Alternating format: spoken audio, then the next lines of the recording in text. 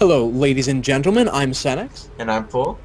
and welcome to a new game of StarCraft 2 that we're bringing you guys. As you can see, LiquidSheth is spawning as the red Zerg in the bottom left-hand corner in this match. Indeed, and FXOmOoNan, the ex-Brood War Pro, is spawning as the blue Terran up the top right. This is GSL Daybreak, which was recently added to the Blizzard ladder pool for StarCraft 2, and I have to say I've had a lot of interesting games on this map. It is completely imbalanced. No, I'm just kidding. Just kidding. Zerg players, I'm sure, love it as it is quite big, but of course Terran players can do some pretty cool stuff on it. We'll see what mOoNan does decide to go for.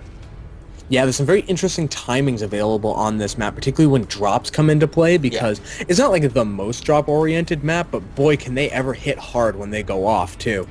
Yeah, and I also have to admit, I absolutely love that this map has been incorporated into the general ladder map pool. I really feel like Blizzard is kind of like listening to the community, listening to the fans, and seeing that those guys at the GSL, they kind of know what they're doing when it comes to making fun, entertaining maps, and really, it's great that they're making sure they incorporate them into the maps that everybody gets to play.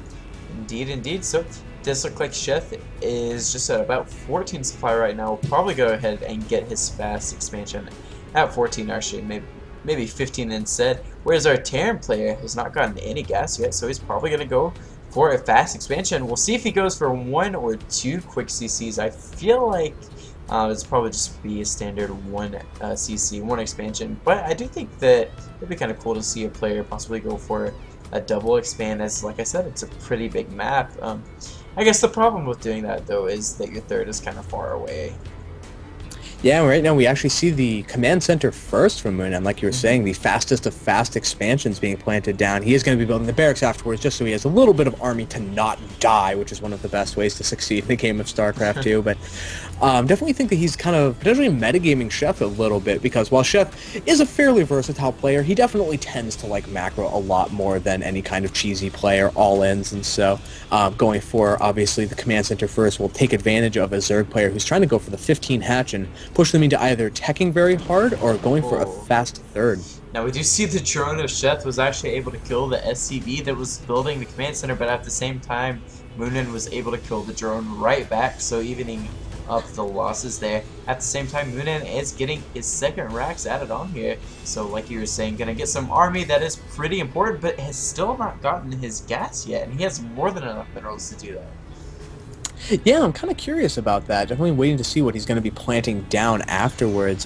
We also see, oh wow, a Roach Warren coming in from LiquidSheth. He's not going for the metabolic boost right now. We'll need to see if that's something he decides to invest in, or if he's going for the 7 Roach Rush style. He's also not making any more drones, getting a Queen 6 Zergans, actually 2 more drones currently on the production tab, but not going to be what he's emphasizing for at least the early part of this game. Yeah, this is actually a pretty common build to see on this map, at least I've seen it quite a bit, where you basically, as a Terran player, go for your fast expansion, but your opponent is able to get up to your base and, you know, possibly catch you off guard. Of course, mOoNan is getting some Marines, so you'll be able to fill up that bunker, and if he can manage to repair it with enough SCVs, he should be okay.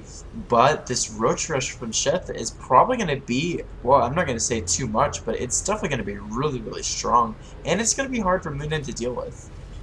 Yeah, right now 5 Roaches on the production tab. He's going to be sending them all out across the map as fast as their little legs can take them. A couple of Marines moving out and, excuse me, getting a very good little bit of damage on those Zerglings, and really having their numbers almost effortlessly, only taking like 1 hit on a Marine. So nice little bit of play from mOoNan right there.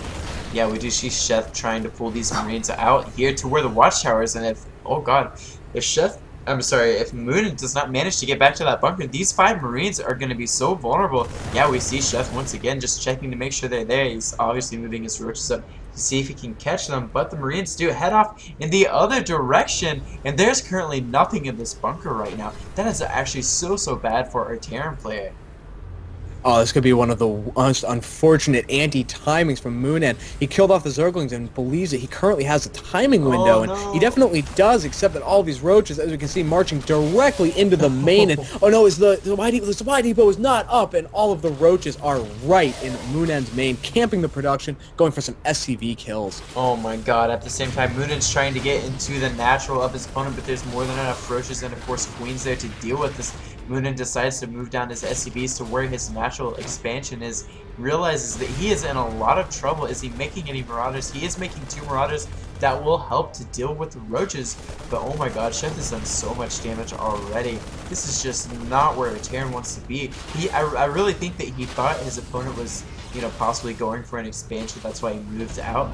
But those 6 Zerglings are kind of an indicator that your opponent's going for more aggressive play.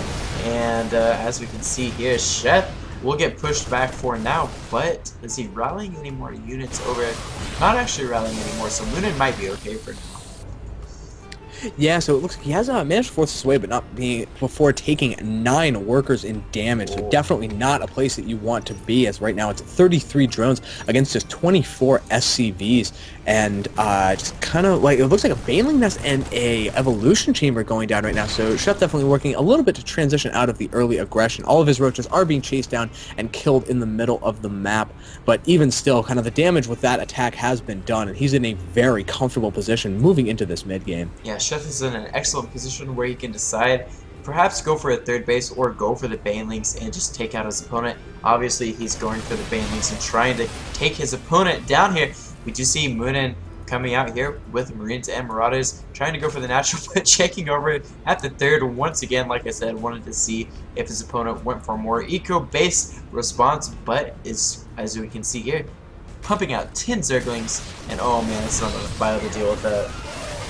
Yeah, unfortunately losing a lot of these units because he did not decide to pull them back after checking on the 3rd. And I also do really like this, though, from mOoNan. Right now, he's taking his own 3rd base, and he can right now tell that he's definitely behind his opponent on economy, and obviously having a 3rd base up and running is one of the best ways to recover from that. So really, if mOoNan can hold this off, he might be able to buy himself right back into this game. Yeah, but it's going to be so hard for him to hold this off. And of course, that 3rd base is completely vulnerable. If Sheth just moves a group of Zerglings down there, he could easily keep it from being produced, as it's being built in place. mOoNan does have his Marines and Marauders down at his natural, does have the bunker, and is building another bunker right now. But I have a feeling that a bunch of Banelings are going to get morphed in here pretty soon, and Sheth will go for the bust if he does want to do that. He is also taking his 3rd, though. So perhaps he just wants to posture around in the middle of the map and kind of just chill out and essentially contain his opponent. Oh no, though, mOoNan moving out with a small group of bio. They have no idea what they are getting themselves into, as all of the Zerglings swoop and get a perfect surround. And I don't think any of these are going to make it back to the bunker. And really, aside them, there's only 5 Marines currently on the defense. Yeah, that is super unfortunate. Oh, there we go. There's all the Banelings I was talking about. Something like almost 24, it looks like 23 Banelings being morphed in here. That should be more than enough to deal damage to these bunkers and take them out, as well as the Marines inside of them.